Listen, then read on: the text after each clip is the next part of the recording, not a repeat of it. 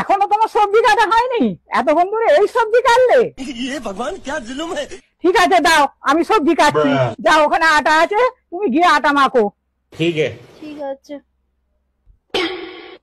মা, তাহলে আটাটা কোথায় মাখাবো?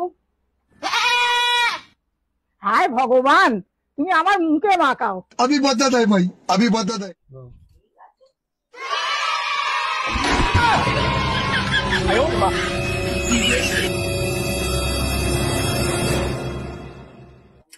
আপনিই তো বললেন মা আপনার মুখে আটা লাগাতে।